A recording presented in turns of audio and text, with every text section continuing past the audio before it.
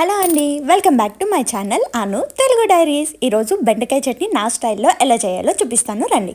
దానికోసం ముందుగా బెండకాయ ముక్కలు, పచ్చిమిరపకాయ ముక్కలు, టమాటో ముక్కలు, కొంచెం వెల్లుల్లి రెబ్బలు అండ్ కొంచెం చింతపండు టమాటో వేస్తున్నాం కాబట్టి పులుపుని అడ్జస్ట్ చేసి వేసుకోవాలి.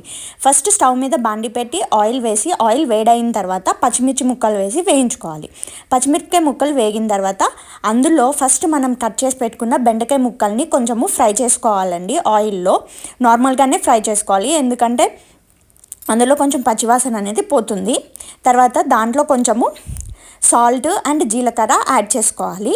ఇవి రెండు వేసిన తర్వాత ఒక్కసారి కలిపేసుకుని మూత పెట్టి మగ్గించుకోవాలి ఒక 5 minutes. తర్వాత టమాటో ముక్కల్ని చింతపండుని కూడా యాడ్ చేసి మూత పెట్టి మగ్గించుకోవాలి. అది మగ్గే లోపల కొంచెము మనం ఫస్ట్ వెల్లుల్లిపాయలు తీసుకున్నాం కదండి, అవి కచ్చాబచ్చా దంచుకోవాలి.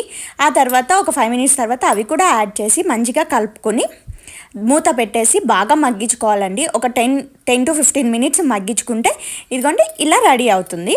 సో ఇలా రెడీ అయిన తర్వాత స్టవ్ ఆఫ్ చేసుకుని కొంచెం చల్లారిన తర్వాత స్మాషర్తో కానీ పప్పు గుత్తుతో కానీ ఈ పచ్చడిని మెదుపుకోవాలి. ఇది మిక్సీలో వేస్తే జిగురుగా బంకగా అయిపోతుంది, అందుకని ఇలాగే బాగుంటుంది. ఇది వేడివేడి అన్నంలో చాలా టేస్టీగా ఉంటుంది.